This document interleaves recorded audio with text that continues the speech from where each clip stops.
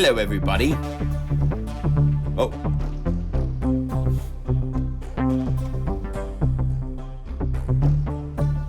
I am playing around with some libraries that are about to say bye-bye to the Plugin Guru website. First of all, welcome. My name is John Skippy Limcool. Hello. Glad to see you all.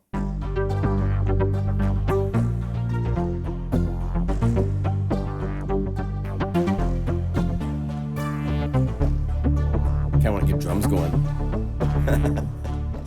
As usual, once you start playing with sounds like these, you just want to start jamming and having fun, right? All right, well, welcome. Glad to see you all. I hope you are doing well. Things are doing really interestingly well here. There's some pretty cool stuff going on. Let me do this. Let me pop up the Do Not Disturb setup so that I don't have things going on. Hello, Norway. Is anybody out there? Isn't that a song from somebody? I have to start with this. This is really cute. I have a customer that wrote me an email. And let's see, where is he at? He said, please, brother, try to use business graphics. Because, well, here, I'll show you. This is the latest mail newsletter I have sent out. Let's see, I don't know if I can get that to be an open page thing all by itself, but I could see it in a browser like this. So this is, we have a Memorial Day sale going on in the libraries and the graphics and, you know. So he's like, let's see, what did he say? It's so cute. Please, brother, try to use business graphics on your products. Most of your graphics are too personal. You can learn from other music companies. Business graphics are meant to be pure. And to that I say, that's not me. I have never done that and I never will. So this is a personal business. You're buying libraries created by a person, and the artwork and the graphics therein are very personal in whatever way they are. Signs of Life is going to have photos from my trip to Costa Rica in the artwork. We like to come up with all sorts of cool ideas. If you look at like the Omnipulse library artwork, it's got its own kind of cool look to it. You know, I want to have a feeling when you look at artwork. That's important to me. But I'm not going to do like other companies where it's just stock photos and that kind of thing. That's just not the way it is. And Kid Anthem was super personal because this is someone who from Mississippi who contacted me and said, hey, I've learned all my programming stuff from you, and here's these patches I'm going to give away for free. And I said, no, dude, you're talented. We should do something with these. So, you know, Kid Anthem, kid in his room with he made these using a computer with no keyboard for the first library. And after that, a lot of customers of Plugin Guru sent him keyboards and all sorts of things that he had things to work with. And he's come a long way since then. I'm not sure what he's going to do with his programming and stuff in the future, but the way it works with libraries and sales typically is we have a big bunch of sales when a new library comes out, and then it becomes trickle. And it's kind of like music libraries. You know, you do a music library and it gets sent to the producers and they grab it, and they might get some more licensing at the beginning when people hear all the songs, and then it goes into the library with 600 other CDs. And so it might not get used as often. And so I think he just wants to make it so that it's gone. I don't have to think about this and hope that there's money there coming when it's slow trickling sometimes. And so we are going to be saying goodbye to 3 libraries. There's Kid Anthem, which is the first library. I think it's over 320 patches. There's some great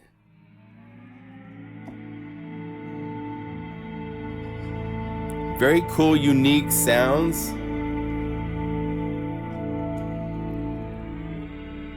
These were all made by Alan. I would finalize them in some ways, in some cases. We have standards here with our voicing, and so if things weren't quite there, I would work on them and send them back to him and so forth. And he learned a lot about programming from that process. So we have all of these, and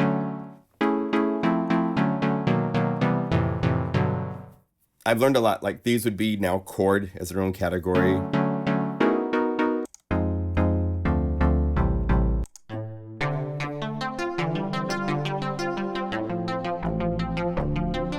So I thought we would just go through these libraries a little bit, play with them.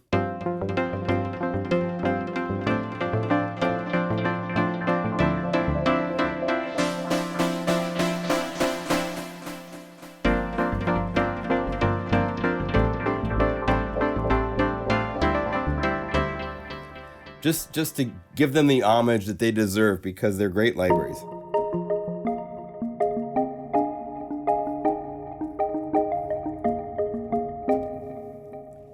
So much inspiring.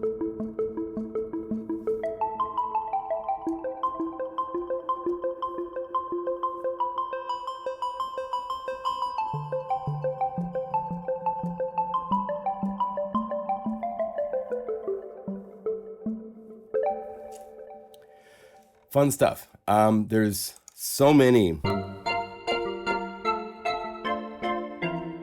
And this was first done for Omnisphere 1. So when you buy Kit Anthem, it actually comes with a folder for Volume 1, for version 1 and version 2, which we're about to end all the version 1s and just be version 2 of libraries because that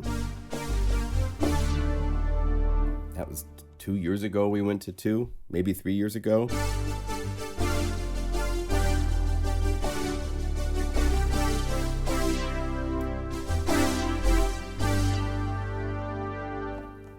Great stuff. Textures was one thing that Alan really got into.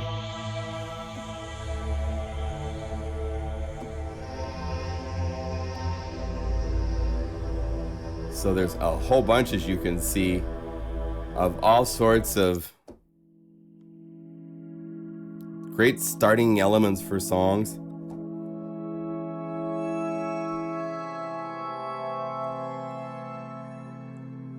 The joining of darkness and bliss.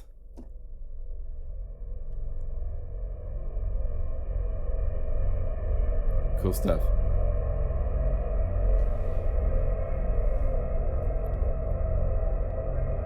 Oh, we even did text spaces as a separate category. Interesting. Interesting.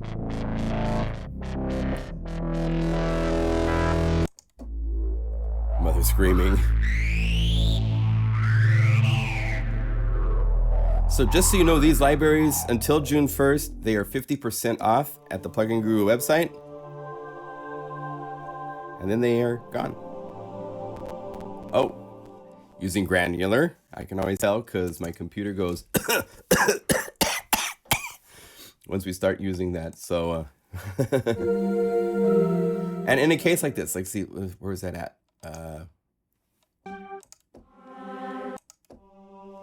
All you have to do is turn granular off if you are having those CPU things happen to your computer and it starts to cough and pop. Just, this is a case where here's without granular,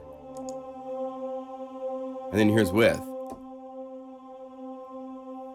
Can't tell that much of a difference. Versus, it's got a little bit more of like just a diffusion to it, but the CPU hit is pretty high. So it's very easy just to turn that off if you.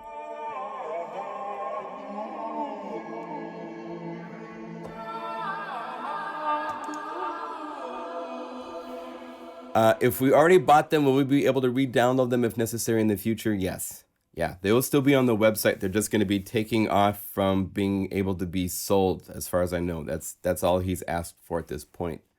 Oh, that's right. We did do a Skype interview with Kit Anthem, like years ago. Yeah.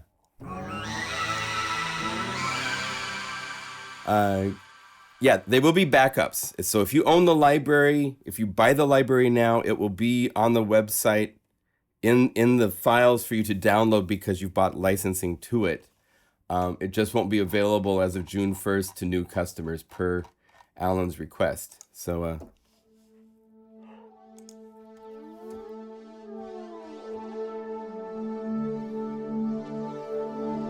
well, I'm just respecting his wish. Someone says it's kind of crazy to take something like this down. He's just asked for me to not sell them anymore. So maybe he will sell them himself. He has to work out some sort of a deal with me. We haven't talked about that.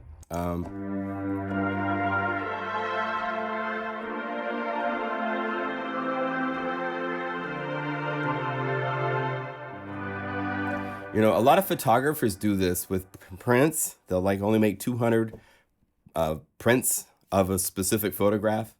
And then when they're done, it's retired. Maybe that's what his thought process was.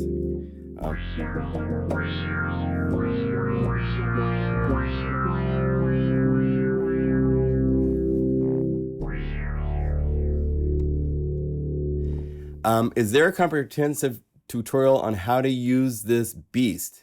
Hi, official drama said.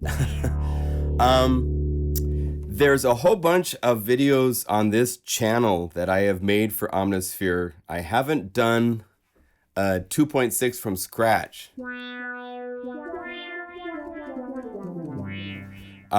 But there's a lot of information on this channel. The things to 2.6 were new samples were added.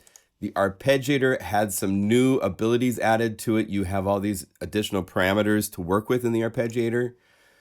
There's more hardware support for synthesizers and hardware that you connect.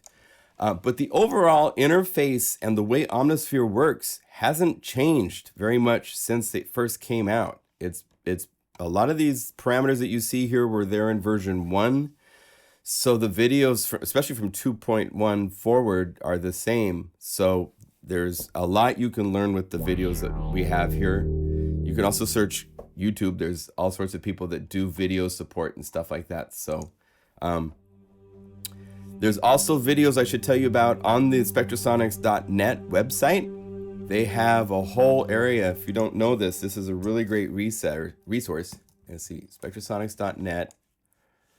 Let me see, this is so big, I gotta shrink this page down. But if you go here and you just go to videos, and you can say show videos for what you want to see or what instrument you want to see. If you say Omnisphere, boom, and there's recommendations, there's all this stuff. And when you get to the older pages, this is tutorials on modulation, the browser, stack mode, overviews. These are all free, made by Spectrasonics, that will teach you a lot of things about Spectrasonics. They're very well done.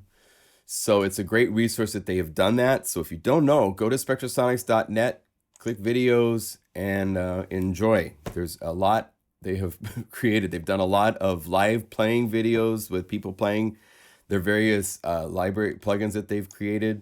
It's a great resource. So check that out for sure if you don't know about it. Yeah. Oh, you're welcome, official. Cool. I learned more here. Yeah, like towards the end of this, once we go through these 3 libraries, we're going to spend some time. I'm working on a new library called Signs of Life, which is taking environmental sounds, and then I've done sound design to these, so that instead of just rain, down here at the bottom, it's rain in pads. And we'll be programming with this in Omnisphere because I have this library coming out probably before June, hopefully. And so we have also, these are already programs done using those sounds. So we'll be making some more at the end of this video at the live stream. I always like to do a little programming, and also gonna have like you guys say what kind of sound you want me to make. And we'll make a bass or a keyboard sound or whatever using environmental crickets and sound design and stuff like that. We'll have some fun. But I want to just stay on these libraries.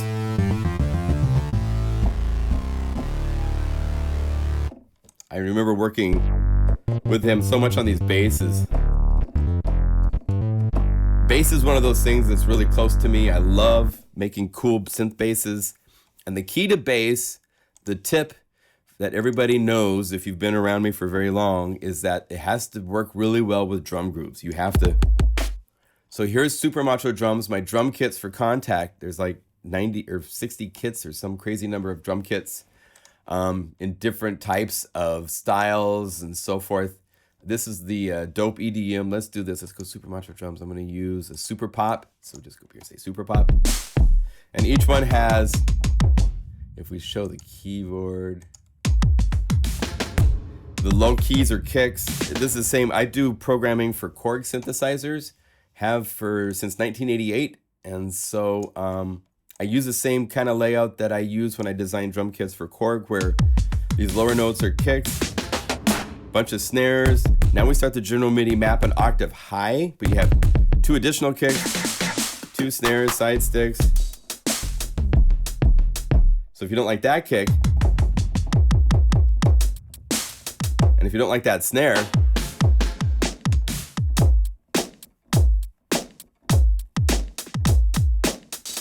so let's play groove really quick.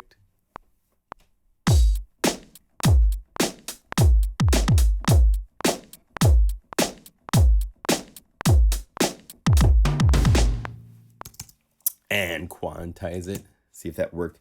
I was a little sloppy at the end there.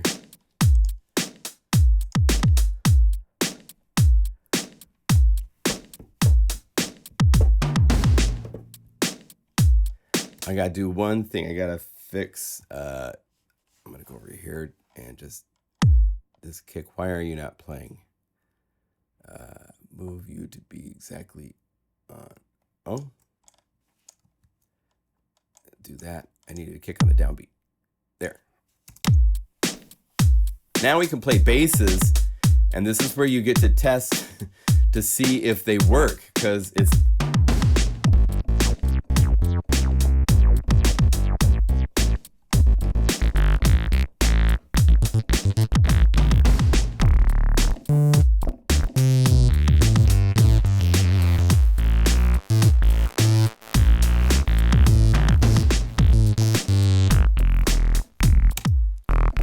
So these are working pretty well, it seems. Now, some of these have glide. And depending on your tempo, this might be too slow. So if you go over here to the main page, here's your portamento, also called glide. And you can make it faster. You can turn it off. What's cool with Omnisphere is you can actually have it just on one of the 4 oscillator layers. So you can have one that's tight and then one that's a little late for sloppy. And if we wanted to make this more personal, as you can see on the mod wheel, there's a lot of brightness. A great test to see what brightness you have to play with in Omnisphere is just to turn off the filters. And then you can hear. Right? And then you can look at the parameters. You can see that harmonia is on layer A and B. And harmonia is cool in that it's kind of like unison, but you have up to 4 oscillators and you get to choose the pitch of each of them. And you can detune and pan them, so you can do some cool things. And if you're using synth waveforms, a cool thing with this is that you can actually go in and change the oscillator type, the waveform, to any of the wavetables, any of the synthesizer waveforms for each of the harmonia layers. So that's a really cool thing with harmonia. When you go to unison and turn this on, harmonia goes off. You can only have harmonia, granular, or unison. Only one of those 3 can be on, whereas wave shaping is, let's see, I need to bring up my mix and probably bring up my brightness. Depending on where you place this, there's bit crushing and sample rate built into the oscillator, which is really cool. There's a ring modulator.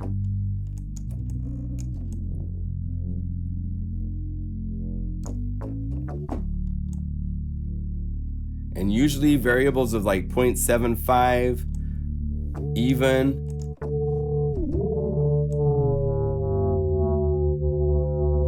See right there? And if you can't get the right parameter, you can right click and say enter parameter value, and there you can go 0.75 and it will be labeled.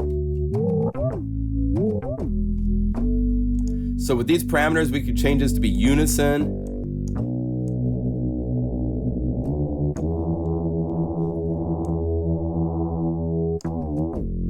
And one cool thing with unison, it can be octaves up or down.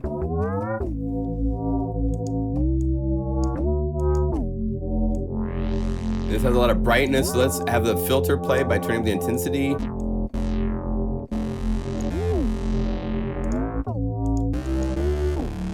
And let's turn on the other 4 oscillators and pan them. And detune them a little bit more.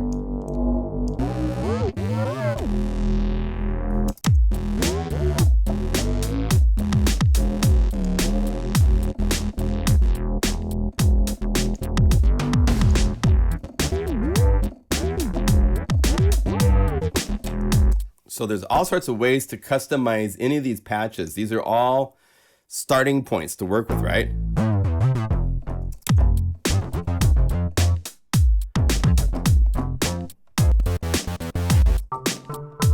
And bells.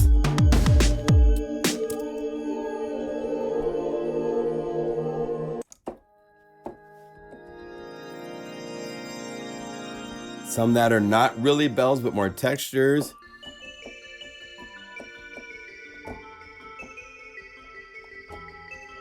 Okay, so Kid Anthem Volume 1 was his first patches, and he sent them to me, and I said, dude, we got to release these. These are really cool.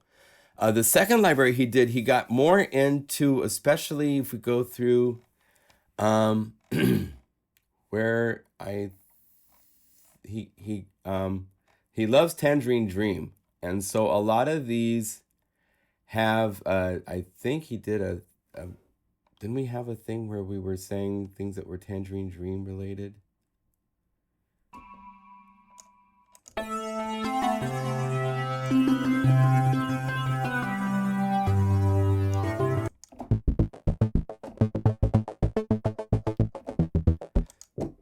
It's more the same, but it's more gritty, I think.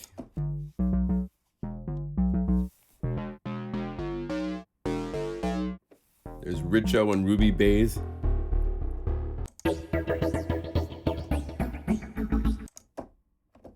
Oh, cannot load the source. Deep kick.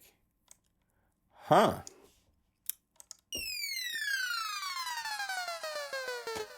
Cool special effects.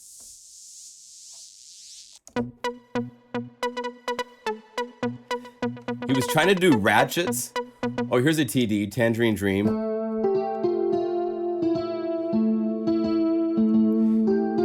Anything that says TD at the beginning of the name was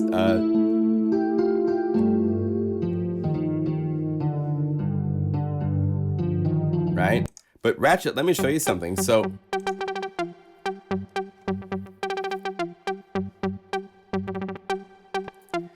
he's using, I believe, is it, let's see what's going on here.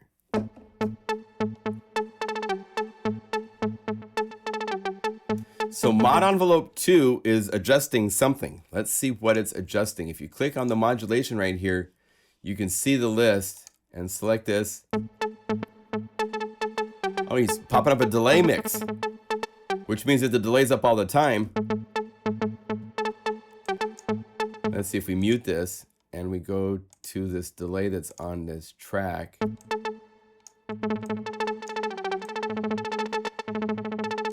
Right. Now, there's a new way to do this with Omnisphere 2.6. You lose pitch if you do this, though. I don't think you can do this and have it do these dividers.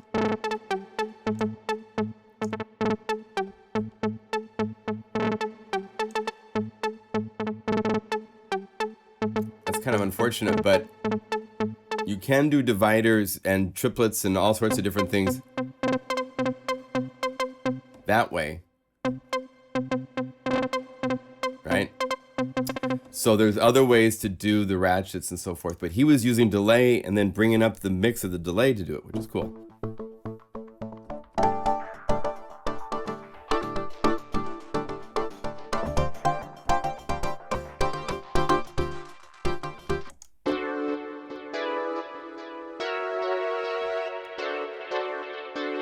So all sorts of stuff in here. Open the gates.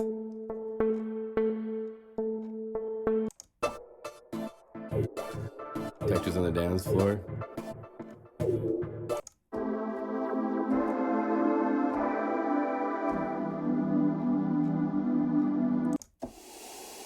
Lots of effects. Using the sounds that are built into Omnisphere.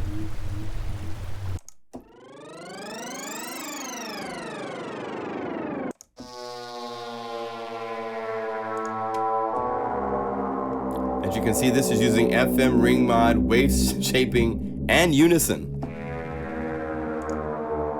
And on the effects page, layer A's got a compressor, and the common has chorus, delay, reverb, and EQ.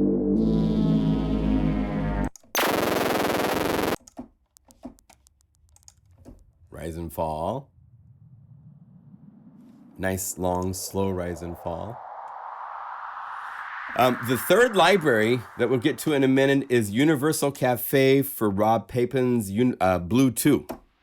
He loves Blue 2. Here's some more Tangerine Dream effects, inspired from various Tangerine Dream songs. Hey, Kid Anthem's here.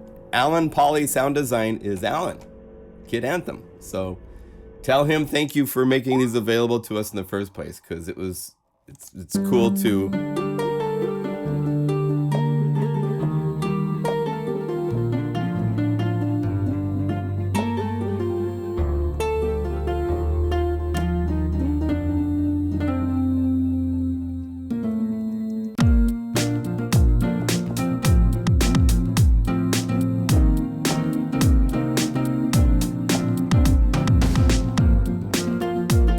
off you go, yeah.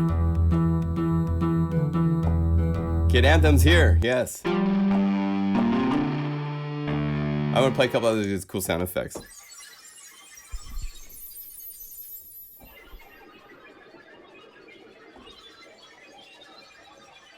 And Tangerine Ghost. Kinda here.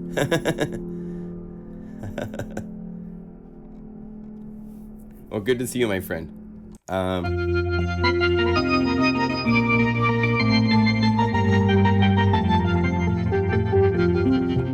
So it's all mainly alternative, cool variations to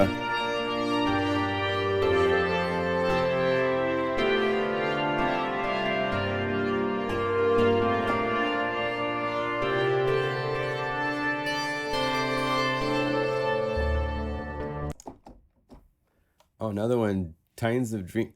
I might not have loaded the sound sources, but I thought I did. I installed these libraries, but oh. You know what? Hold on a second. It might be my fault. I might have moved something out that I shouldn't have. Let's see. Omnisphere, the out libraries. Yeah. Oh, no, that's sound sources here. Yes, there were samples that come with this library. So sorry about that. So if I go... Oh, go back. You won't get these sound source error messages when you... when you install the library. I'm missing the sound sources because I moved the sample folder out. So sometimes you'll see an error message. You won't get that because the sound sources are included with the library. It's just my fault.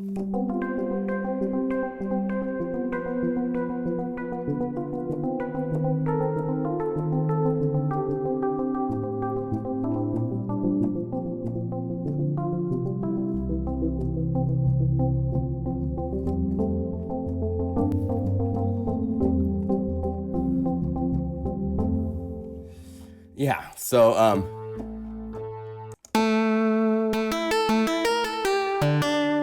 now Kid Anthem has said he's interested in still like if I ask him to make patches for a library, he'll contribute that way. So we're not totally over with working together.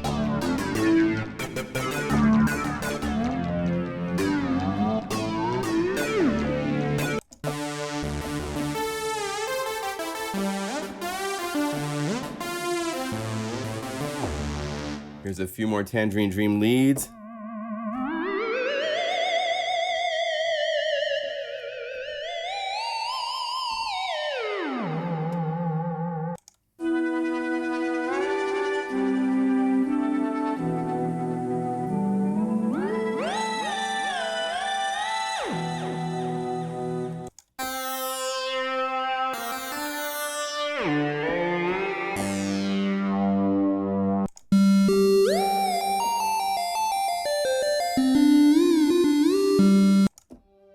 Great pads.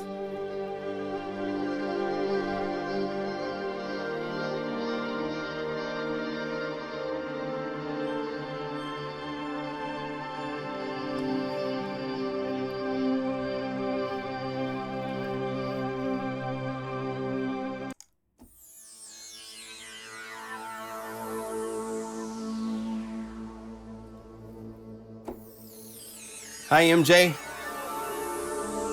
Guitar and strings.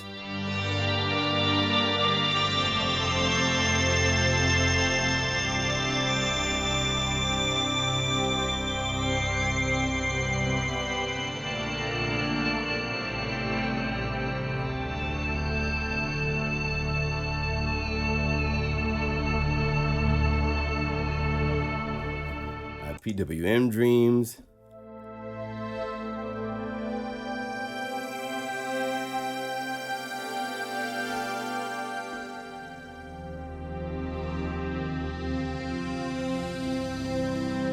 No need to shout.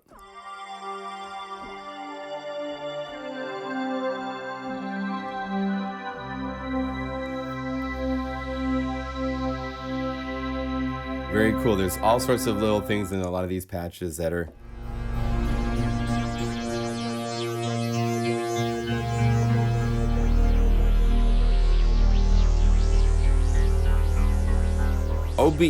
OBMX. Is that the hardware or the software? Because there's OBXD as a software plugin.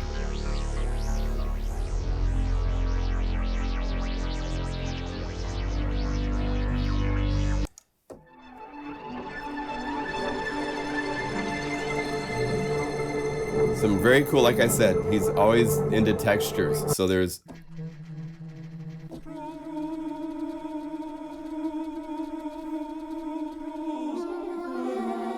the mod wheel in this case is actually pushing through one of the built-in phrases in Omnisphere.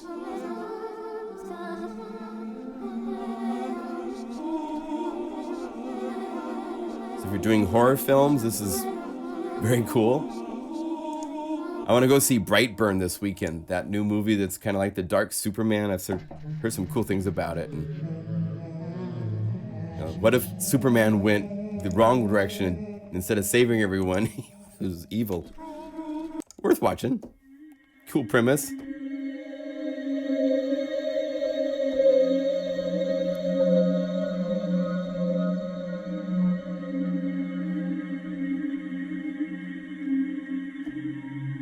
Here's some more Tangerine Dream influenced plucks.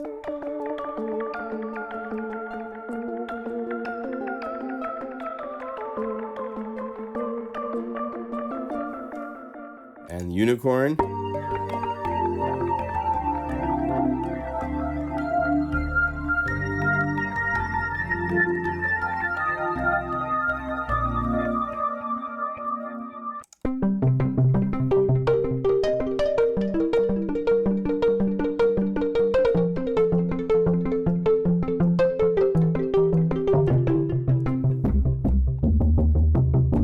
Strings.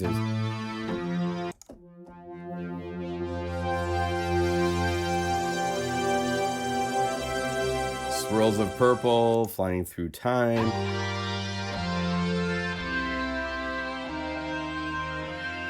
Right? Lots of synths.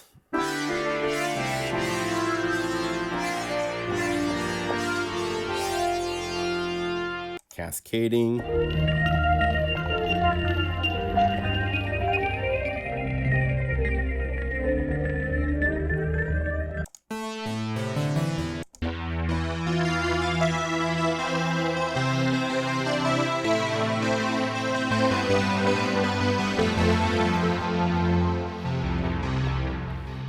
Yeah. Again, there's over 300 patches in both of these. No multis. I don't think we did multis for Kid Anthem 2. I don't think I have them loaded. If I did, but I'm pretty sure that there's not. This was kind of just before we did Airwave Volume 1 with Laurent, which opened up my eyes to the possibilities of multis.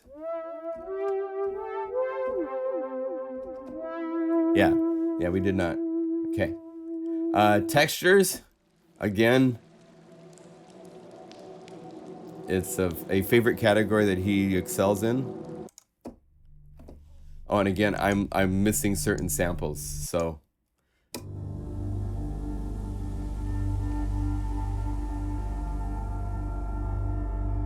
Really, really great stuff here. I love what you do with this stuff, Alan. It's great.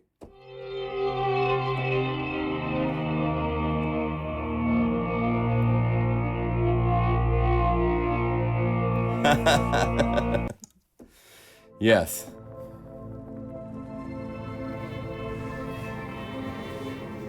Big E says, I for one love when Skippy gets eyes opened on something. Yes. I love learning new things, and it's one of those things I felt the power required in Omnisphere was too great to do multis, and I didn't see all the possibilities of multis. And then Airwave came out, and it was like a complete album on one thing across the whole keyboard using multi-mode, and my computer could play it. And I was like, okay.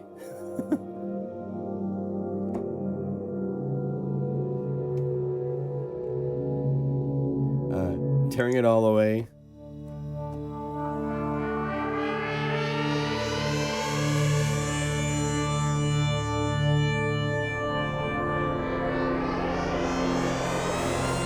Hey, Coxa, welcome. We were saying farewell to the Kid Anthem libraries. These are libraries that I've been selling on the site for probably 5 years, 6 years, 4 or 5 years.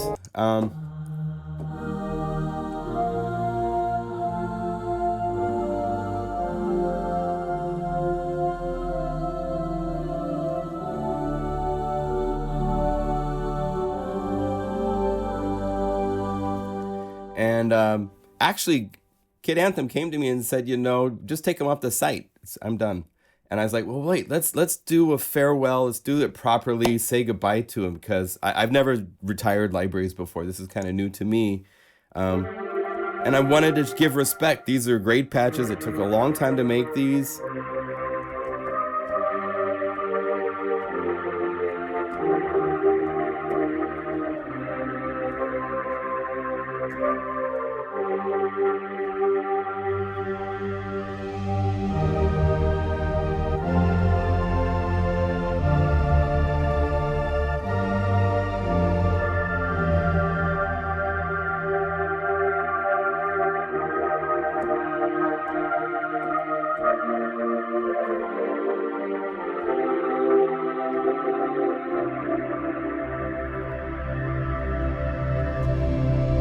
Really nice, really cool. Love that one.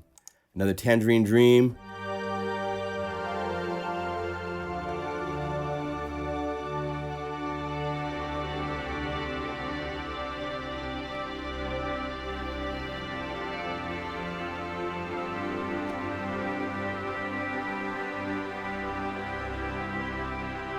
So, yeah. So farewell. Good libraries. Great work. Very well done, my friend. The third library from Kid Anthem is for, he's told me this is one of his favorite synthesizers, and it's a really cool synth, no doubt about it. And that's Blue 2. And Blue 2, if you're not familiar with, is made by Rob Pepin. It's 6 oscillator FM. but it's really cool in that you have a whole lot of waveforms and even samples more than just FM in itself.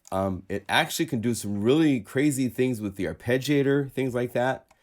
And so basically you put the FXB bank, and then it shows up when you go to selecting the banks, quick browse, it shows up at the top of the list because we put 00 at the beginning, so it show up before even introduction, so you wouldn't have to be looking everywhere for it. And it's Universal Cafe, and it's a total of I think 96 patches, right?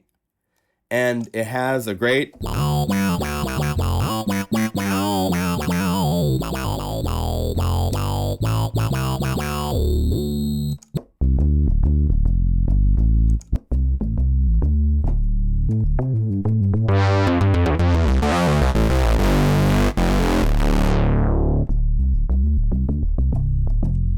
there's a lot of processing synthesis power inside of Blue. It's a great synth.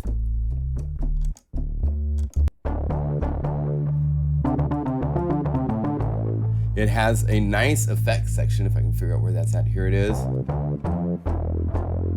Where you have, in this case, amp simulator, delay, wave shaper.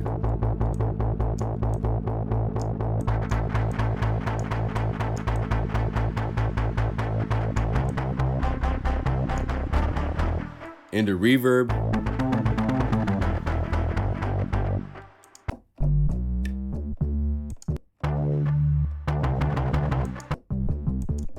Right. Good basses, BPM basses.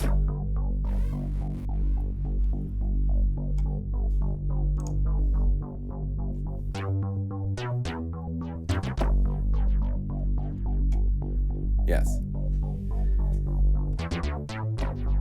And again, if you own these libraries, they will still be on the website. They're just being taken down from the public sale after June 1st.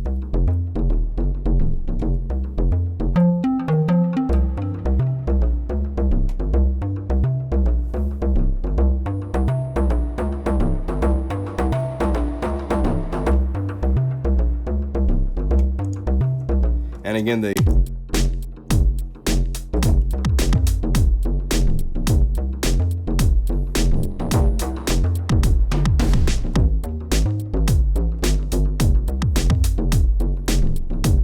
now for that particular groove, I would use a different drum kit and a different sound. I would probably go over here and I would say, no, let's get something like from Mega Macho Drums, which is there's two versions to Mega Macho, Super Macho Drums. It first came out as Mega Macho Drums under the Libraries tab over here.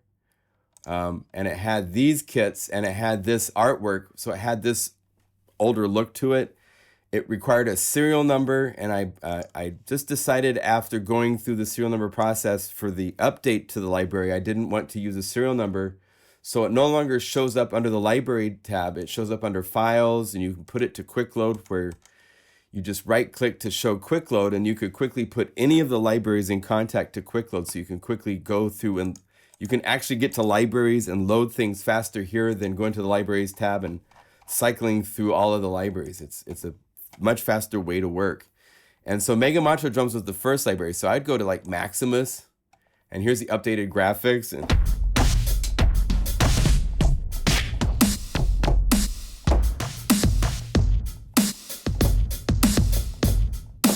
I'd get a groove like that going. So let's do that real quick. Let's one. Oh, I can't hear my click. Let me get the click louder. Click. Show metronome settings. Turn the volume up a little bit. So I'm there. Now I can hear that.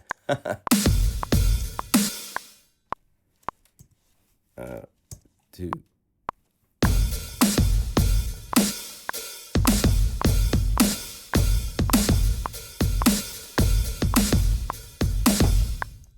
Okay, so I got a idea for the groove.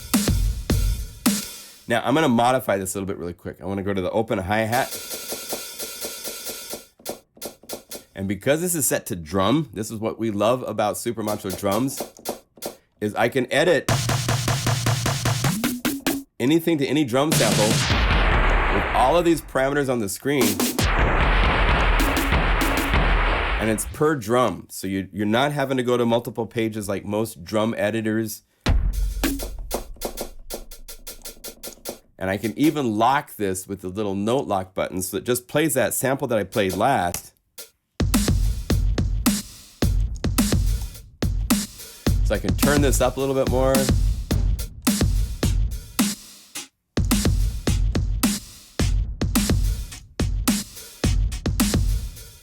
And it's velocity switching, which means the soft velocities. Oh, I need to unlock this.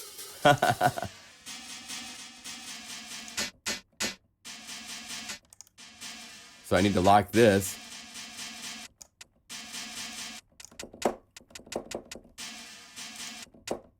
How funny. Okay, so that's better. Now I can go back to Blue 2.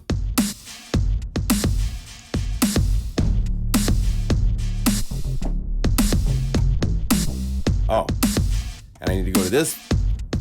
Where'd my patch go? Where does it go here to the BPM?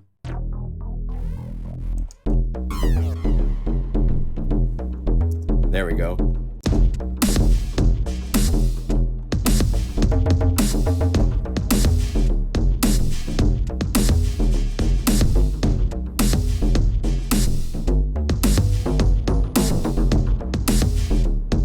Yeah.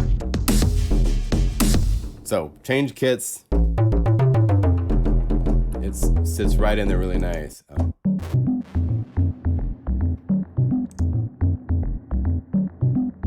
There's a whole bunch of BPM basses as you can see.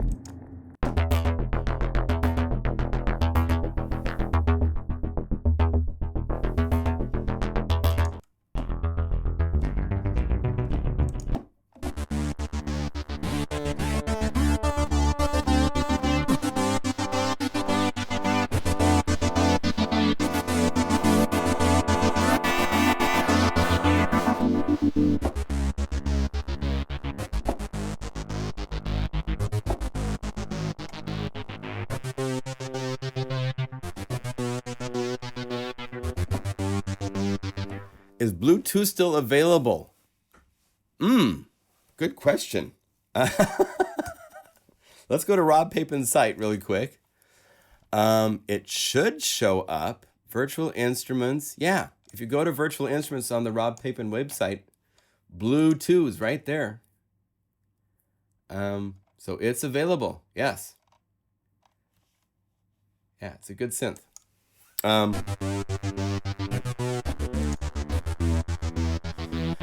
BPM drums, because there's samples in it.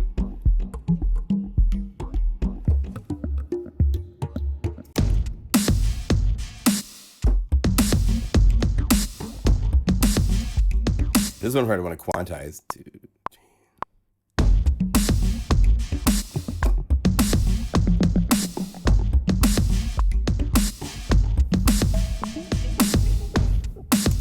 So if I like quantize that and play it, you will see that it is perfectly synced.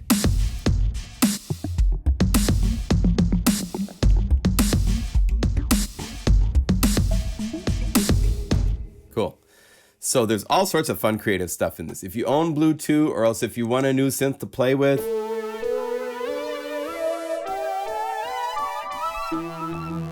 Kid Anthem made inspiring patches for it.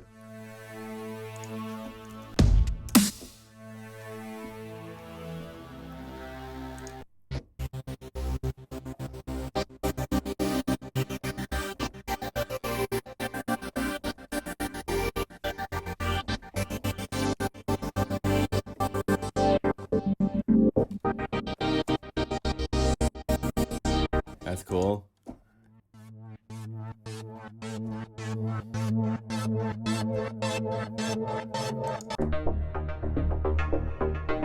There's some of that FM tonky stuff that's really cool. And the way FM works, let's see. You can see the algorithm here. So these are all just Oh, A stacked over B. So if we bring up the volume of A,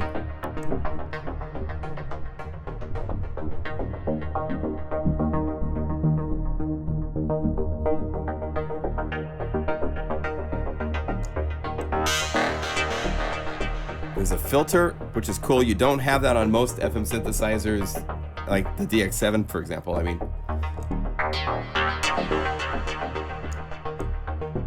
distortion. There's actually 2 filters you can be using. It's a very complete, powerful. I actually have an interview coming out that I did with Rob Papin in Treppendorf with the Tom and Synth event, and he loves Blue too. It's one of his favorites that he's created.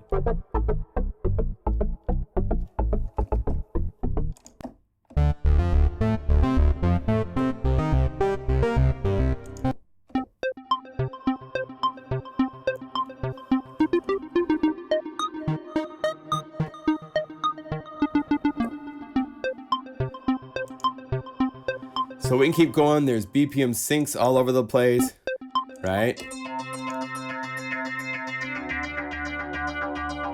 There's chords.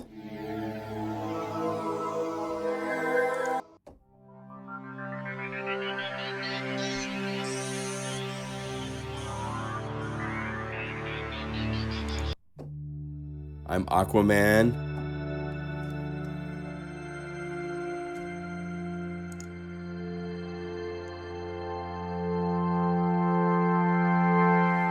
Some cool drones.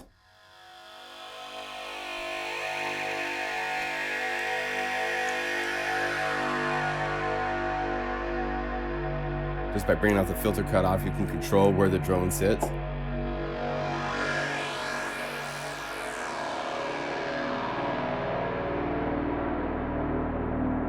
Cool stuff.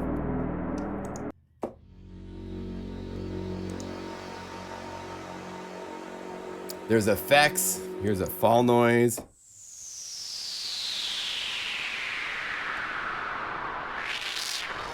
And the mod wheel will let you take it back up and filter cutoff.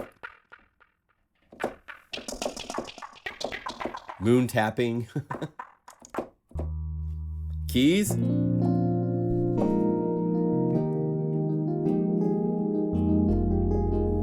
You can't do FM without having a few keys, right?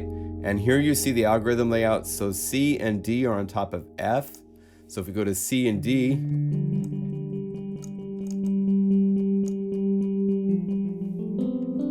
they're both routed to F.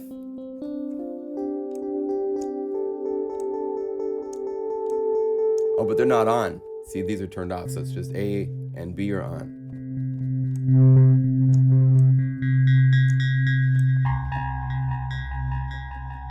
So here's your time.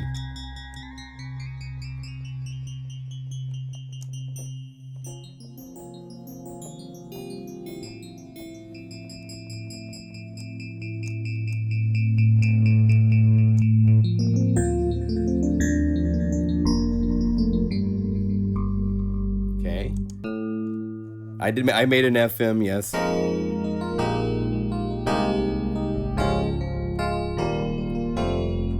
We did this as a collaborative library, so I worked on the patches, he worked on the patches.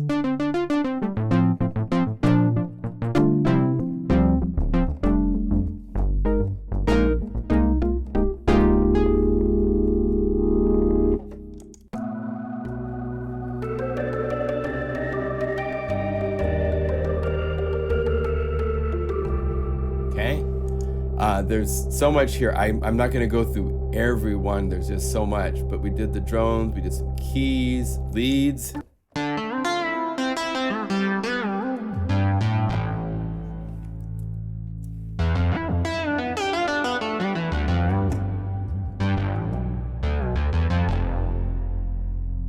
Yeah, Rob Papin's, it's great that he does live streams.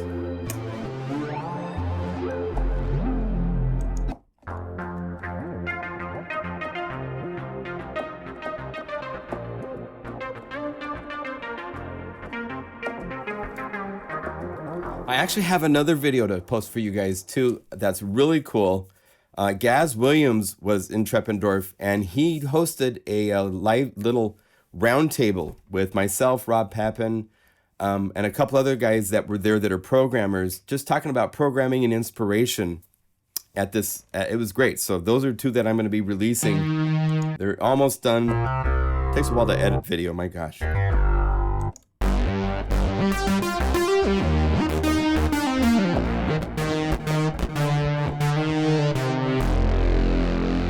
Nice.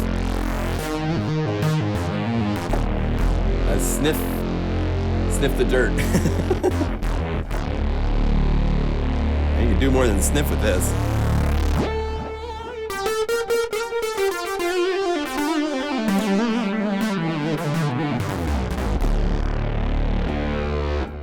So this is one of those where you could look at the algorithm. It's not stacked. It's the way FM works is that if an A is going into, let's call it a different one. Like if this is going into B, then A becomes just what's called a modulator, and this is the carrier. So you hear B, you don't hear A, but you hear the effect of A. And so if you keep setting these guys and stacking them up to, let's say, different algorithm setups. So if we said like this is a more complex. So A and B are stacked, and then C, D, E are all stacked on F. And one cool thing with FM is you're able, in a lot of cases like this, to change the algorithm.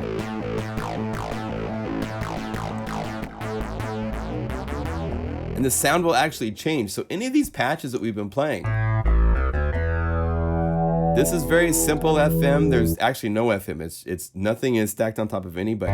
But if you take this and you change it,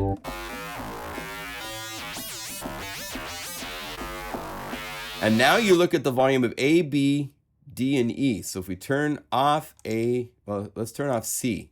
So we don't hear these guys. We only hear D, E, F, right? So, oh, and they're off. Never mind. We're just dealing with A, B, C because these oscillators are off. So we can turn down B and A. And as we do, you hear the sound simplify. And then you add frequencies.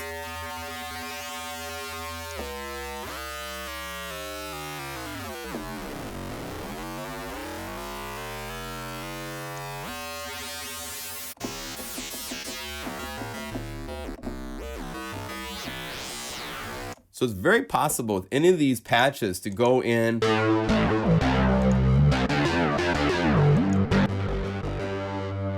call up different algorithms, and you have a bazillion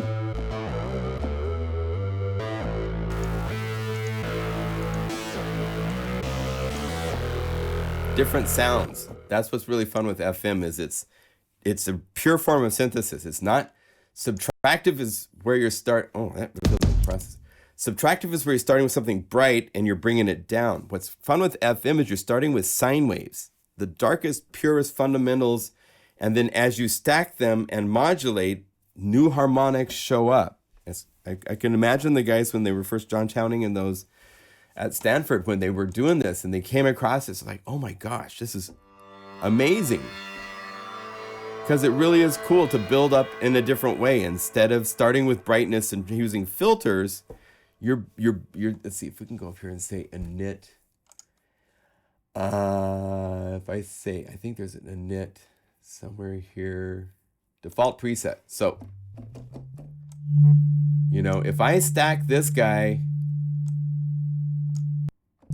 let's see, like if it goes 6 operator and we say B and C are, or wait, I'm gonna go A, B, C, D, E. Okay, so all these guys are stacked. So if we turn off A and we turn on F, okay, so here's our sine wave for F. I love FM. It's one of my, I started with the DX7, was one of the first synths, that in a mini mode. Now, as I bring up E, listen to the change.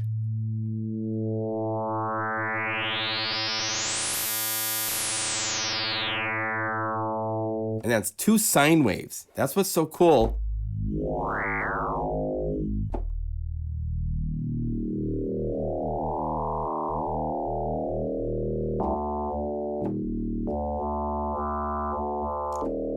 And if you have more oscillators as we have here,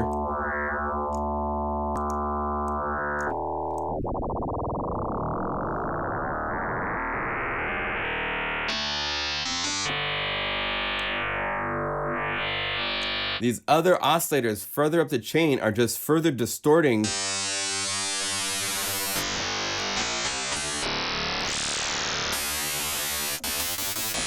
until it's just a crazy waveform. The way it looks is so different than just, but it's all based on sine waves. And then what's fun with Blue too is if you want, you can say, no, instead of sine waves, I want to go and I want to do FM with, say, triangle.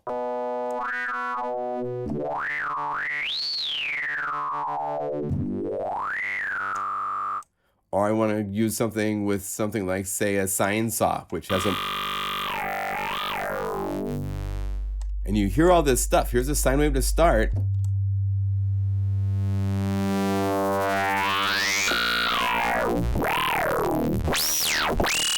That's just two oscillators. So the opportunities with FM still, to me, are unexplored. There's so much that you can play with in FM. It's a great type of synthesis because you are building from scratch instead of... It's two ways to build a house. You know, the subtractive synth is, here's these really bright waveforms and you're controlling the brightness of those. FM is the opposite. You're starting with foundation blocks, and as you add them, new harmonics show up. So it's really cool. Yeah, TX, let's see, was the 81Z was the first? I think it was. I sold those at the time at a music store in Seattle.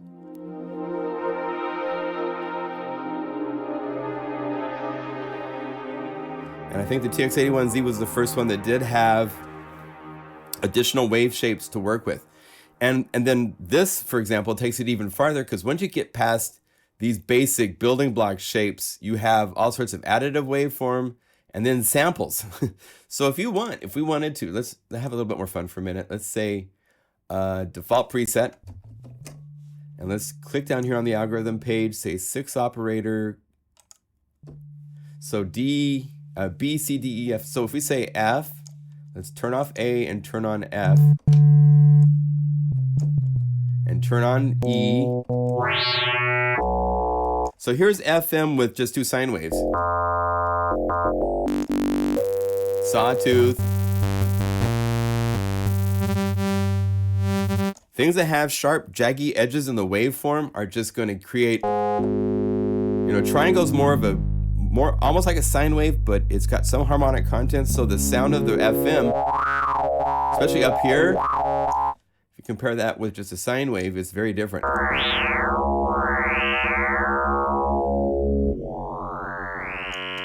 But what's fun with this is I could go to these samples and I could say pan flute.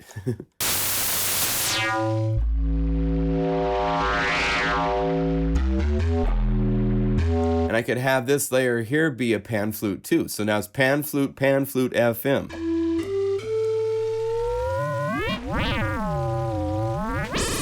And you'll get all sorts of unpredictable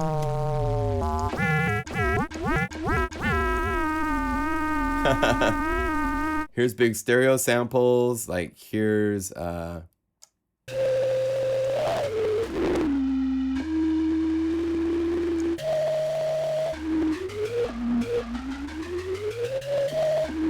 if you go to the envelopes now and you go to F right here and you say I want this to be a slow attack, I think I have to go up here to the attack time.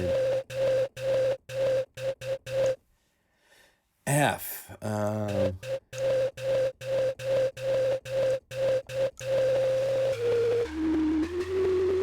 Oh, volume.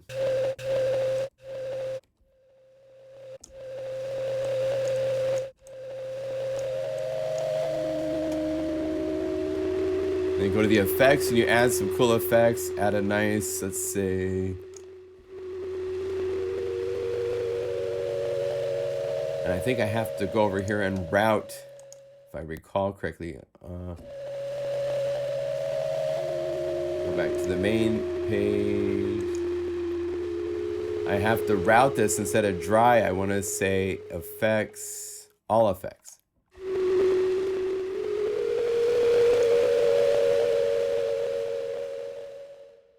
So I have reverb and I could have a delay.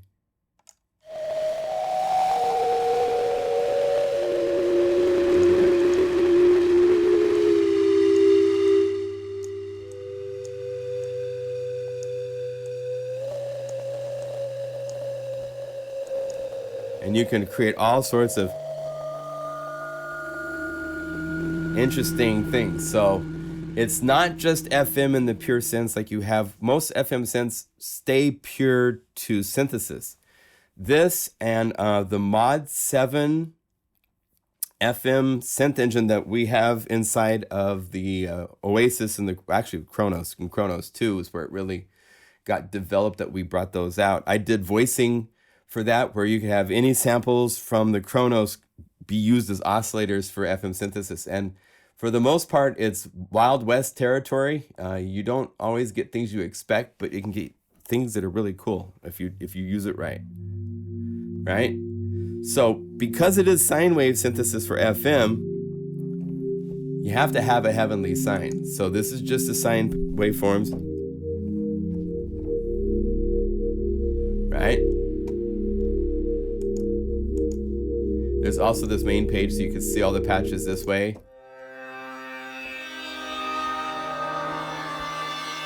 Try flutes.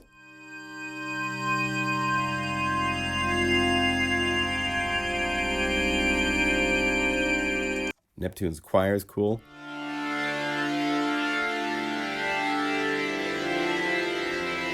Right? Plucks. You do plucks really nicely.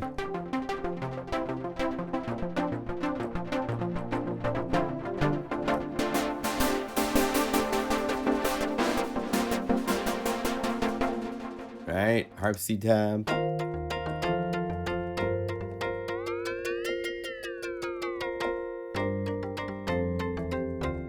FM gives you that unique attack that's so nice.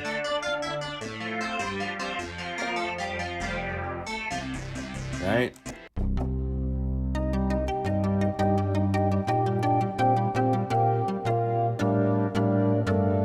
And then here's your synth patches. Play that.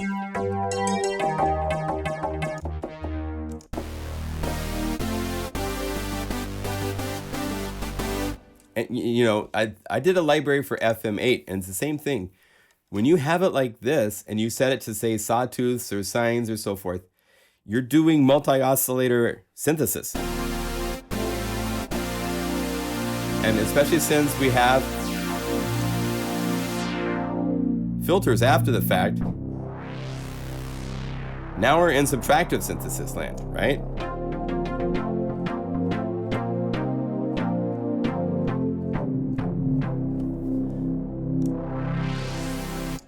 I did the same thing for FM8, and it's a whole different sounding synth. It has a different quality to it. For example, if we go, this was FM8. Just to compare, I did a sawtooth for that. So if we go here to FM8 Power Pack to synth, and I did, where is it? 6 saw pads. Oh, double click, please.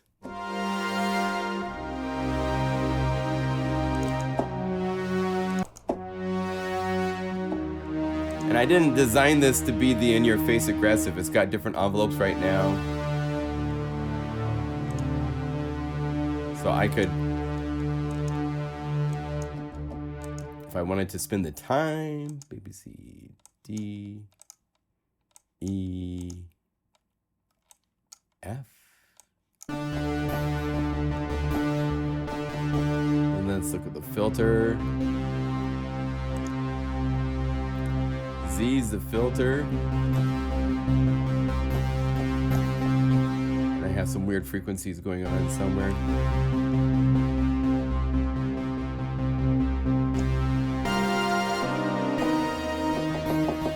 Anyway, I didn't make the same thing, but the same concept is there for, oh, drums.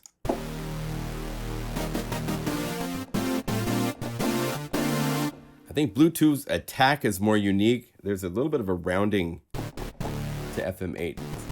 Always hard to get it to be snappy.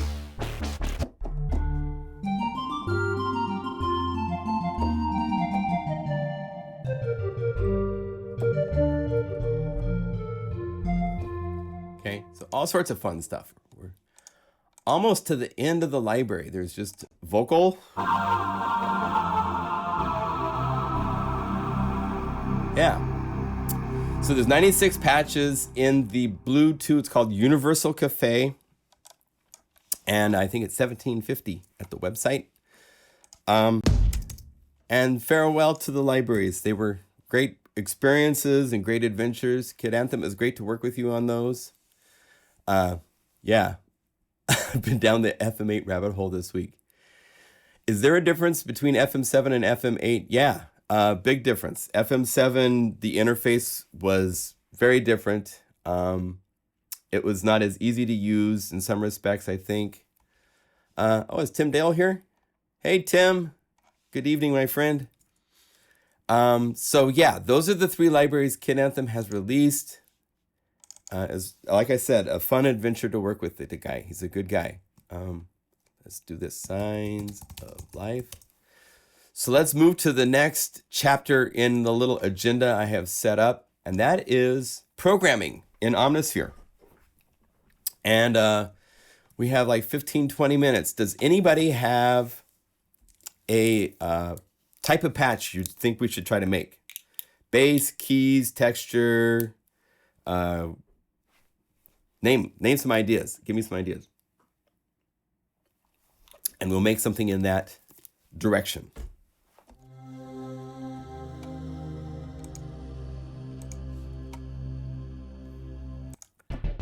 Vox. Oh, that'd be fun. How about we do a texture Vox? Especially since we're dealing with environmental samples and stuff, right? So let's see, what kind of environmental sound? You know what would be cool? I've been wanting to use these. I recorded these jets that were taking off the landing at LAX.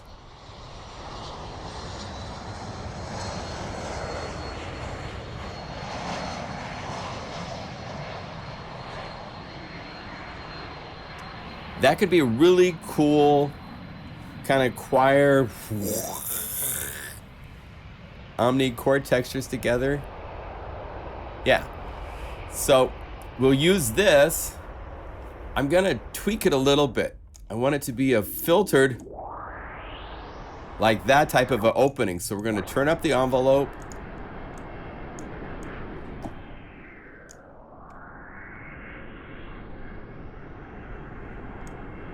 I might want to look at the filters and maybe make sure I'm using a 24 dB filter.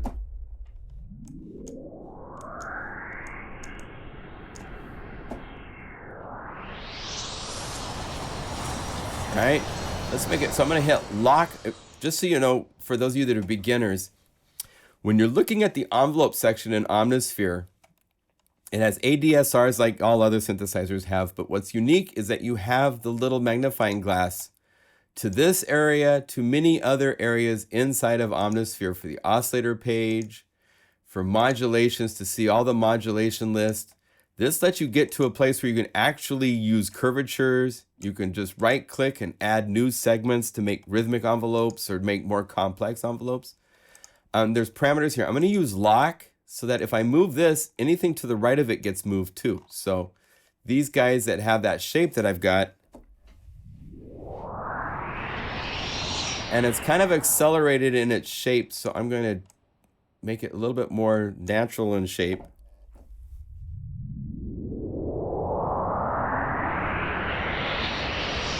Right?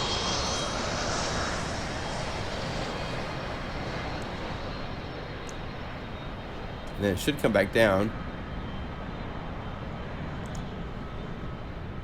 It's taking a long time, so we're going to make this shorter. I don't want it to wait that long. You can make things very long and drawn out if you want. Okay, it's coming down now, but I want it to be faster, so.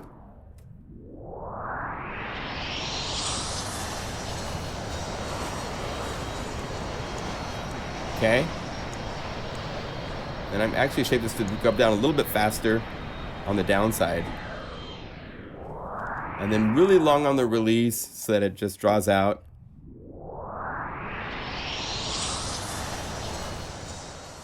Right? So let's turn that off and just it's like a stew. You know, I've got my ovens, my biscuits are cooking over here. Let's go back to the sauce. It's that type of thing. So let's turn on B. And let's look for a vocal sample at this point. So let's turn this up in volume. And why are you quiet? Interesting. Okay. Synth. Oh, I hit sample button. And so it didn't have any, it's like sample, but you don't have a sample selected. So if we go over here and we can look inside, when I'm doing this and I want to use Omnisphere libraries, because I have Trillion and Keyscape and everything, I'm going to just make sure that I go core library so I don't use anything that's not core. Human voice, and we've got boys choirs, full choirs, men, women, effects. I could do all sorts of weird, cool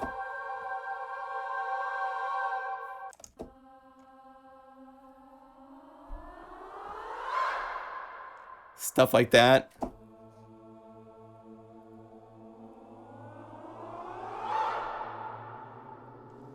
That might be cool. Let's see if we layer that with the jet and turn down the jet because it's pretty loud, but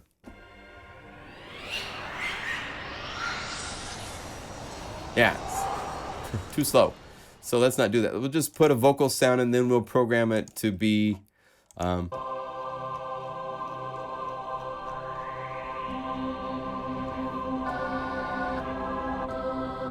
I don't want chords because I'll be playing.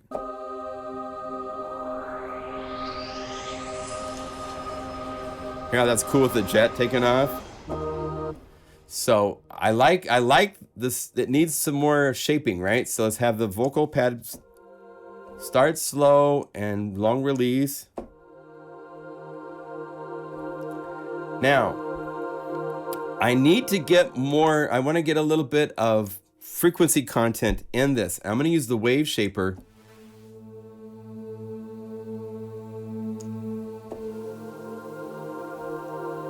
Because with the wave shaper added, however, hear how when it's filtered, I still hear the wave shaper? I don't want that. And luckily we have the ability to say where in the audio path this wave shaper is placed. Let's say filter. No, I want it not after the filter. I want it after the oscillator, but before the filter. There. So now as I open it up,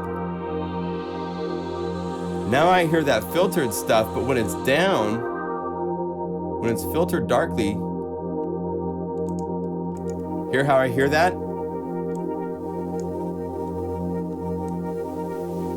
I don't want to hear that. I want it to be tucked into, I want the filter to control that too. So you can actually move the wave shaper into before the filter. So now when I bring this up, there's more stuff for the filter to play with. So let's start dark, and I'm gonna do this just for fun because we have these cool facilities.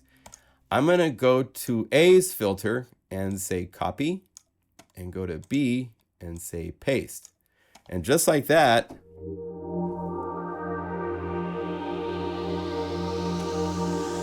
this now is opening with the same envelope shape as my effect.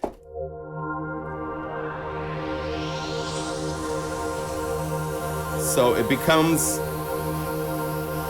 merged in a way.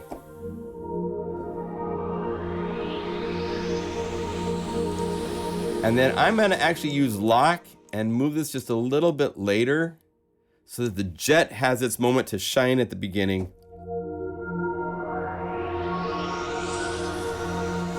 Just a little bit.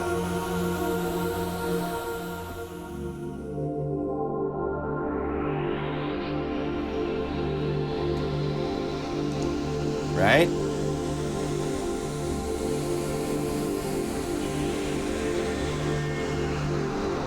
Now we hear it coming down. And since we're kind of going texture, we need something to settle in when it gets to here. And so let's say we go to the environmentals and we say for C, we Now samples, and let's go, if we go sharing, we can see all the samples inside of Science of Life. And let's go down here to like, maybe we want it to be rain, like it's at the airport. And then let's do this. We'll do it really tricky. We're gonna zoom out a whole bunch. Use lock so we can move stuff around as we go. We're gonna have it be like tucked in there so you don't hear it for a long time. And then hit add to add one. So it's gonna grow up here to be full volume and then fade down just a little bit of release. But for a lot of it, we're not gonna hear the rain. And I also wanted to tune it up, like maybe an octave because it was too low, I could tell. So.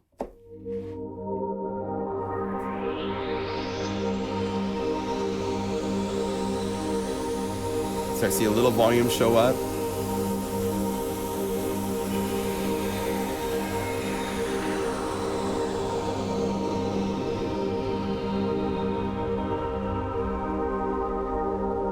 You hear the rain?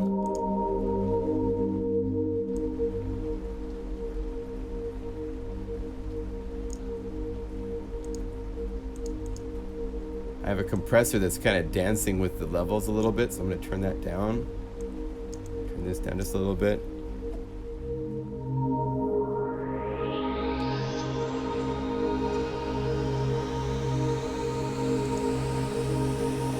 Right, that's nice.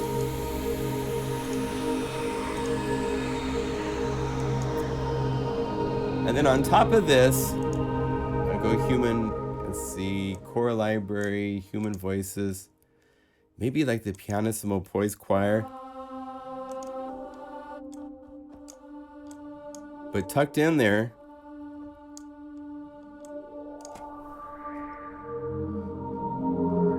just to give it a little more glue.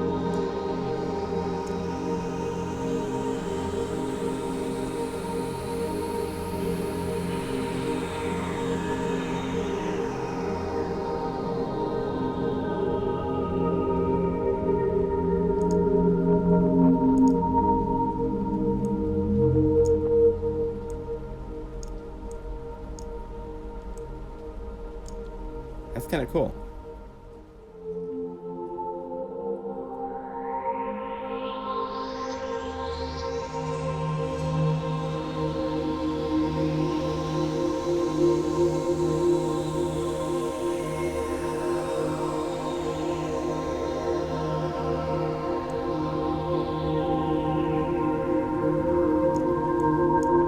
And right in there, it needs to come down a little bit on the choir pad sound because it's the resonance is just a little strong. So I'm gonna hit lock. I'm just gonna shift it so that it just slowly comes down over time to rest about here.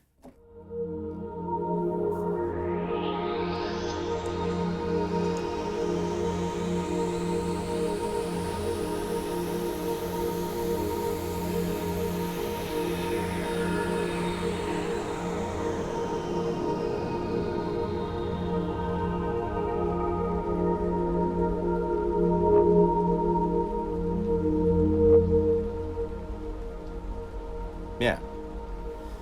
So how, that's nice.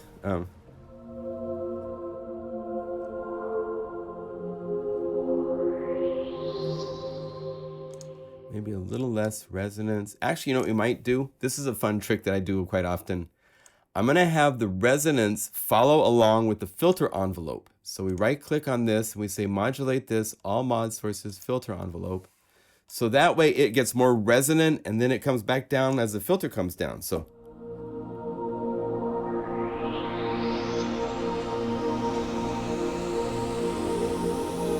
that keeps the vocal sound from getting too boomy.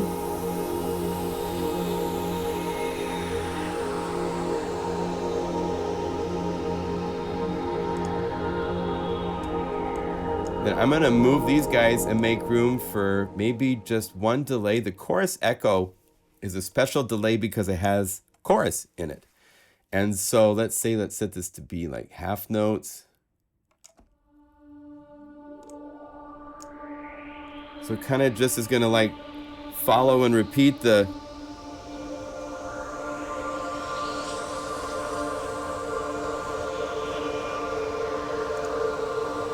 So we're using jets, rain, and maybe we want to freak out the rain a little bit. So let's hold down Shift and hit C, and that's solo C, so I can hear what C is doing. Just now it starts to come in.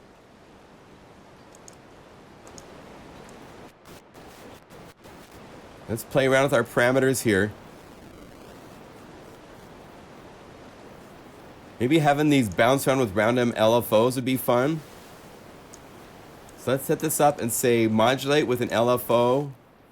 And right here, and this is why we like too, is we have the ability to go to these parameters. Here we see the range.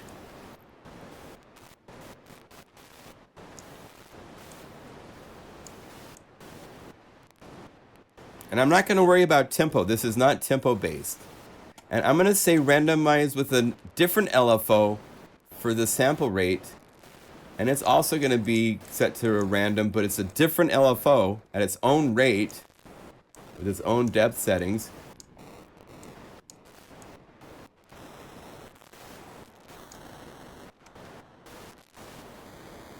So I have two different things changing things that are changing in the range. So it's not just rain.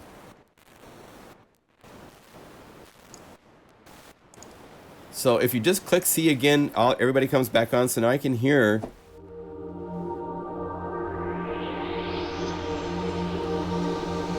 And I hear that chorus is too strong, so let's bring down the depth of the delay.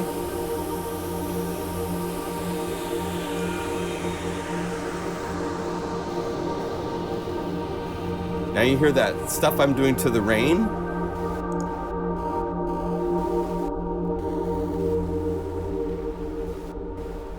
Cool.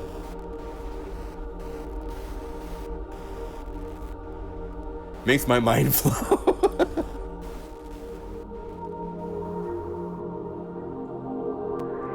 And so what's fun with sounds like this is that you don't necessarily use the whole range, but that growth is great. And my computer's kind of dying a little as I play it.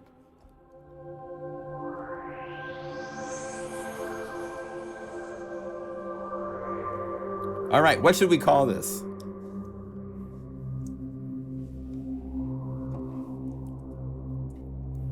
Got to come up with a name.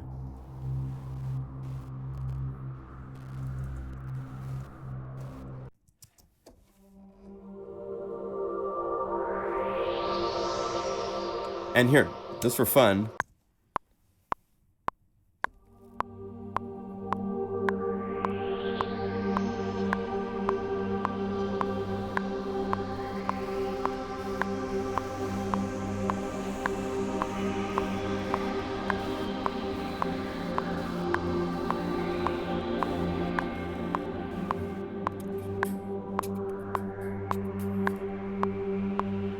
I have to write demos for this library too, so I might as well, while I have this idea on it. Once again, I hate that. I always, so the 2, 3.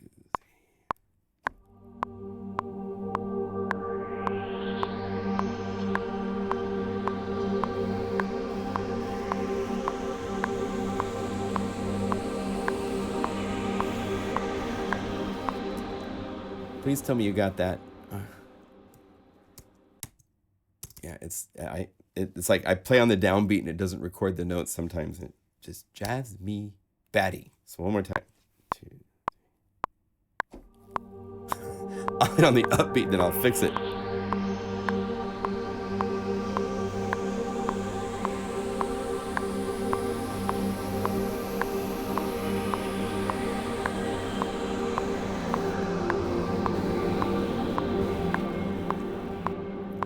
All right, so we have this cool thing. I would probably want to call up some sort of cool, inside of Super Macho Drums, there are these cool kits down here. Actually, Mega Macho Drums has these bit percussion, these groove bits. These are actually sampled pieces pulled out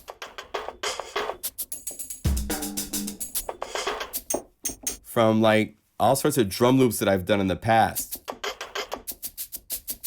So you'll find like pieces of a shaker.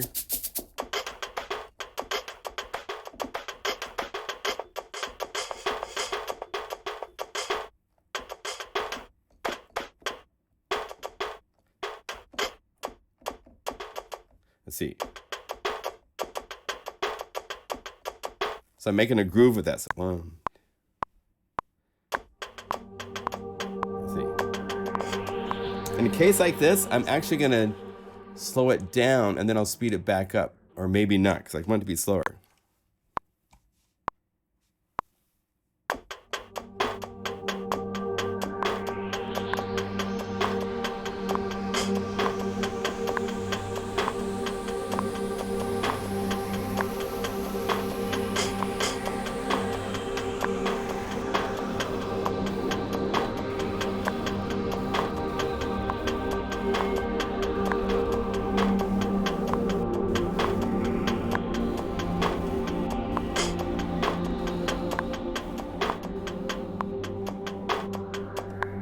Okay, so I played it slow, and then I'm going to quantize it and speed it back up.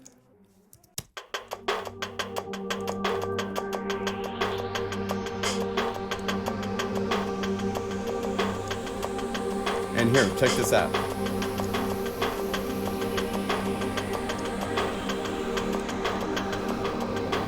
So here's what I played.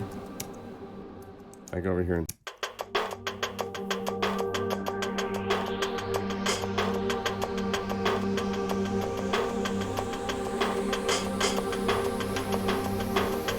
so I like the first four measures. So I'm just going to take the first four measures and loop that. And then I'm going to, let's just solo this for a second so we can. Instead of doing the singles, I'm going to go to the whole drum kit. And I'm going to put the whole thing through delay. I got to hit sync. And I want to have us go through some reverb like it. And I'm going to bring down the velocity to the filter because I want to have it be snappy. So I'm going to bring up.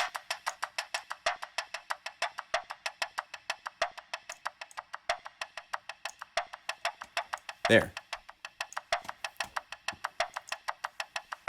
So now when I put that into the mix, oh, I got to turn off my solo button. Turn off solo, unsolo.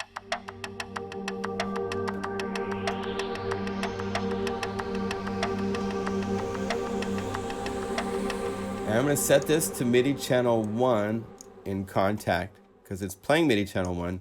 So I can go over here and I can right click and I can say I want to do something with,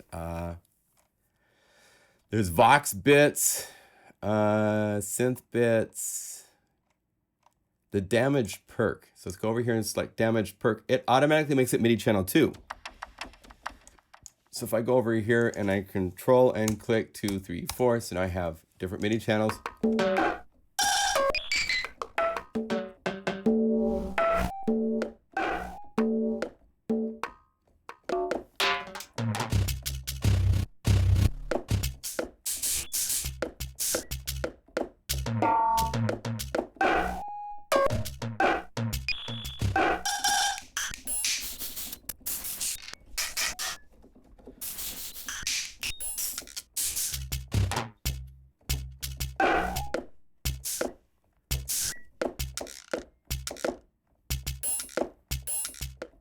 I like that, so.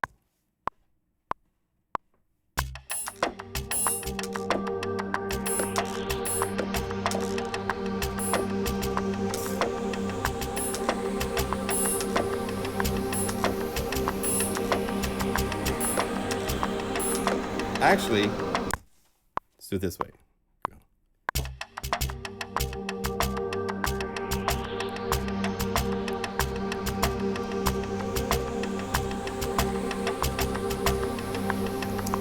Let's add to that.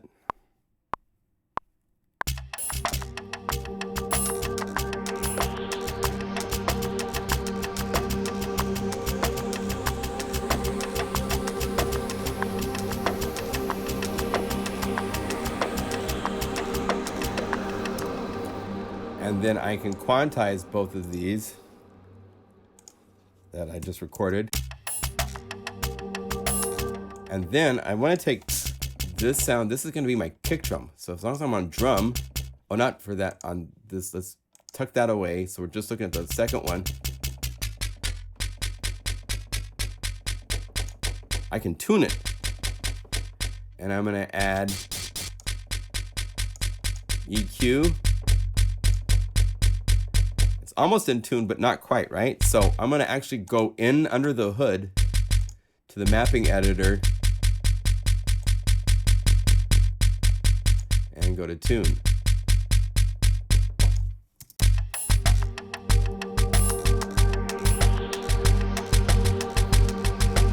So you can go into the samples and get micro details beyond what you have in the top interface if you need to.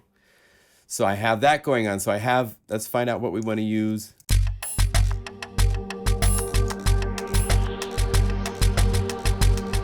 I just like that part.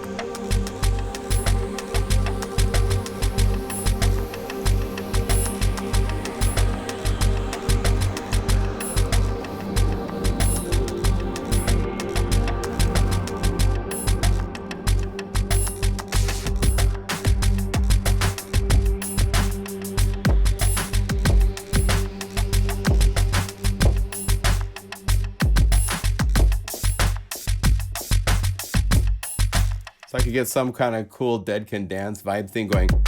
But that pad works really good for the opening, right? 2, 3.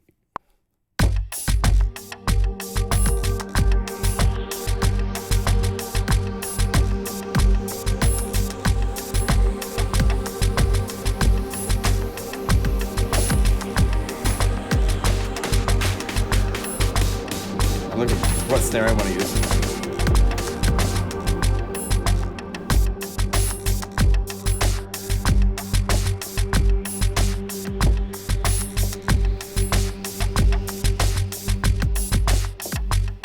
Okay, so I have the drum groove. I only want to use the last bit of that. So go to right here, I think.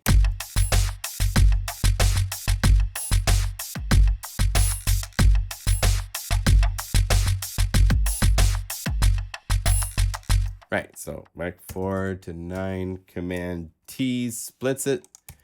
So what I want to do, now that I have that, this is going to start here. So we have an opening. Now I need to make a new sound. I got to make a new bass sound to go along with that. So let's go to Omnisphere and Command or Option so I get some more MIDI channels of Omnisphere. Because I'm going to work using the same Omnisphere that I built the pad in. But this is a lesson I've learned, and you should learn too. If you make something you like, save it soon, because if you don't, you'll dilute it. You'll lose it. So pad.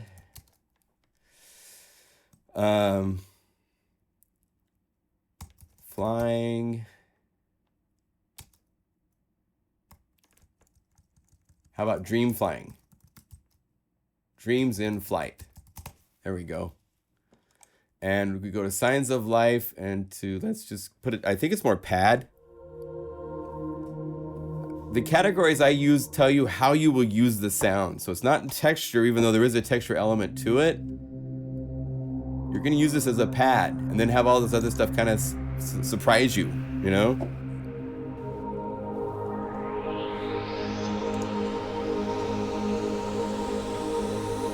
And I'll fill all this in later to get it all finalized. Okay, but part 2, we need something to go along with this. So let's go to part 2. And let's say init the patch so that we start from scratch. And then I need to go over here to Logic and say, I'm playing on channel 2 now, thank you. And let's say we want to make some sort of cool bass sound.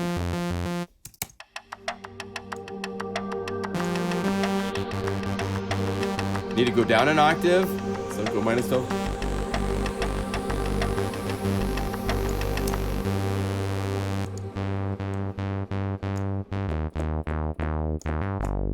I think I'm gonna make like a bass with with environmental stuff in it.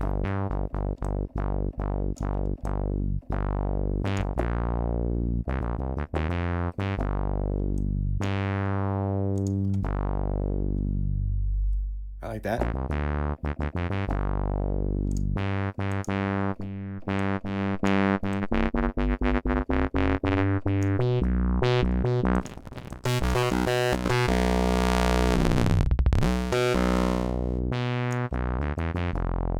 Maybe we could modulate the ring modulation fader here with the filter.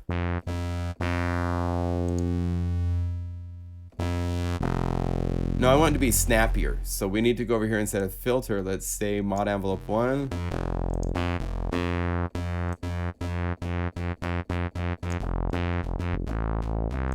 No loop. Now, notice it's not polyphonic.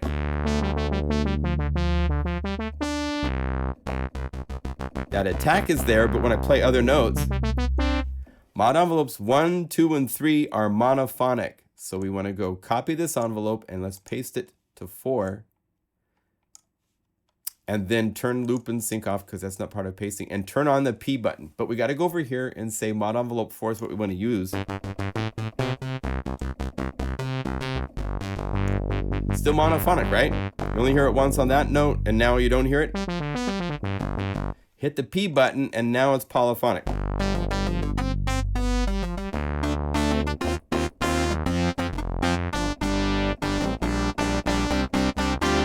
So you can play chords. Every note you play, it will give itself this envelope will restart for that note. So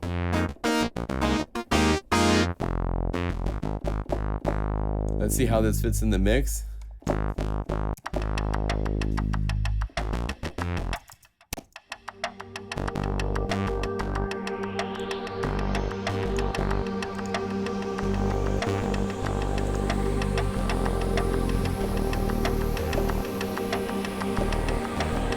Okay, so it needs to stick in the mix a little more. So let's layer this. Right side.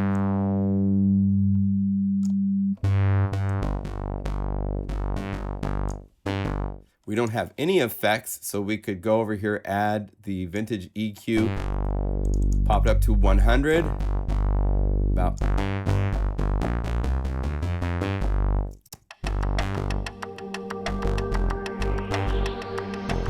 Now watch what happens when we add a compressor.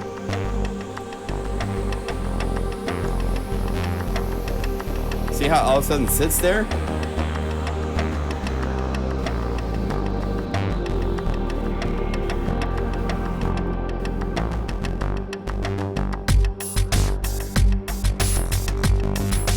Now we gotta fight with the bass, right?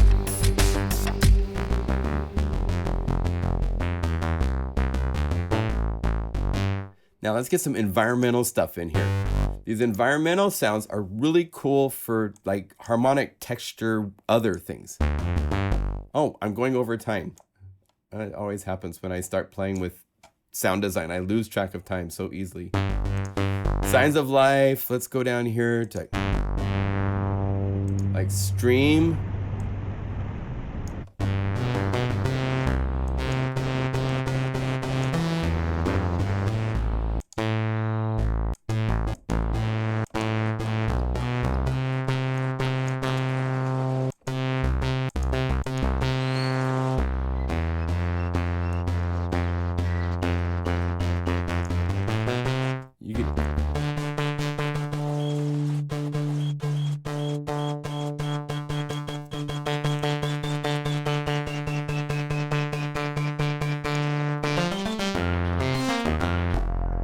So I'm using the environmental sounds for cool.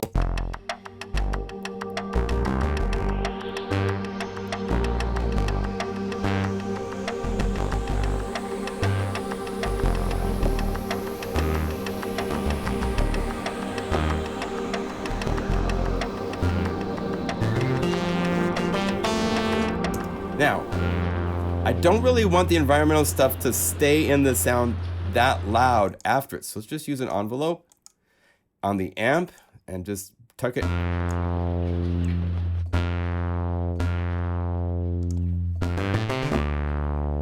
So it's there and then it goes away.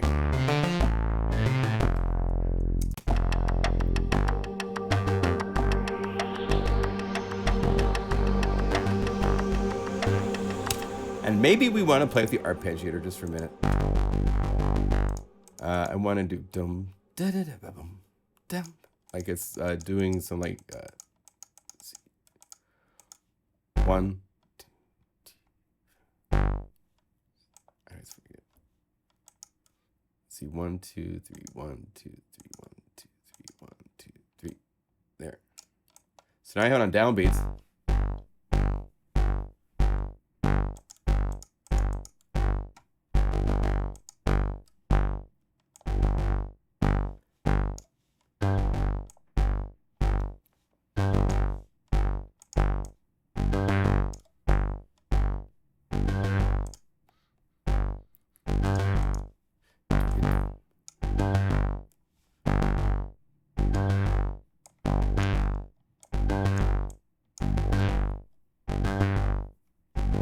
Now to make this more accented, like you really hear it more, let's go velocity sensitivity and make it more.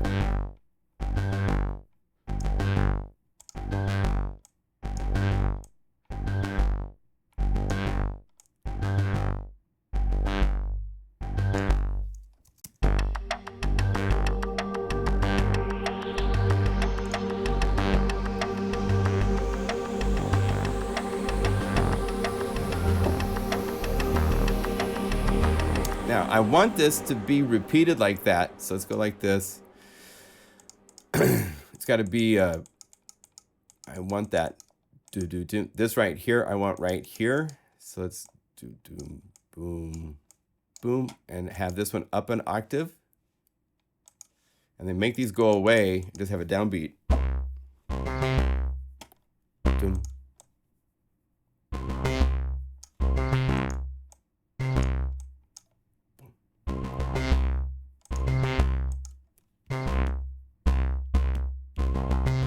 Let's see if that works.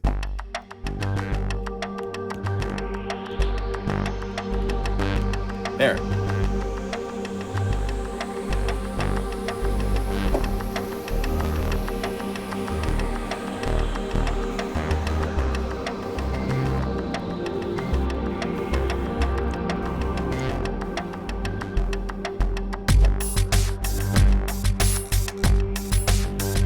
Now, since I have a real bass, I'm gonna go to the drums and I would take that boom and tune it down in volume.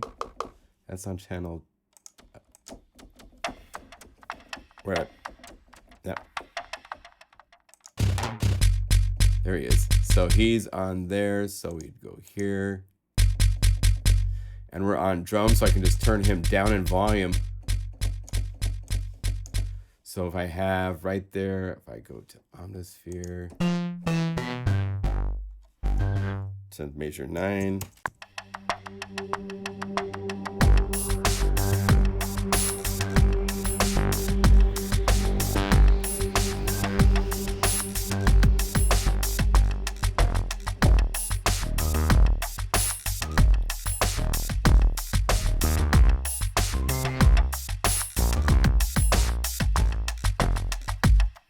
So there.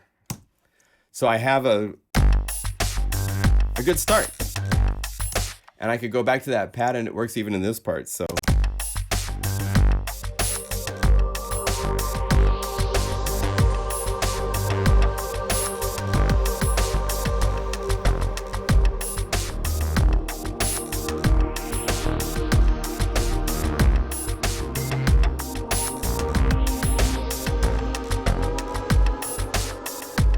you know, cool. So it works for a lot of different purposes. I'm happy. Okay. I'll save this song so I can get back to these patches. Yes. All right. I'm done. Every time I'm done with the live stream, just so you know, I get to go to my favorite restaurant and have my favorite sandwich for lunch. So That's my treat for putting up with all you guys. When will a new Retrosphere library come out? Yeah, I'm working on one. That will be coming out later this year, for sure. It's very cool.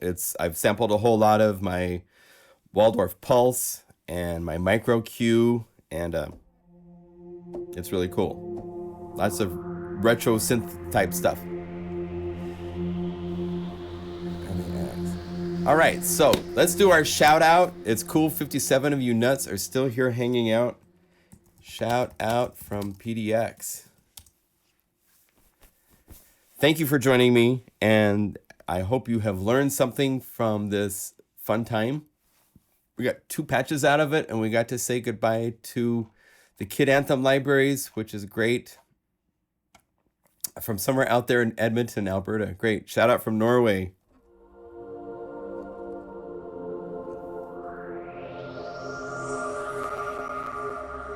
Awesome. Albany, New York. Phoenix. My cousin lives in Phoenix. That's awesome. Munich, Bavaria, of course. Harold, good to see you. Steve, good to see you in Oregon. Bye to Gareth in Germany. Tim Dale's in the UK. Good. Thank you.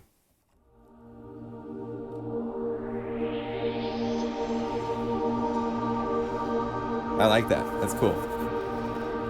I might add a little EQ to the jet so it actually sticks out in the mix. I got to play it on speakers and see where it's at. Coxa in Thailand. And in Thailand, it's like 4 in the morning. I mean, it's just crazy what time it is.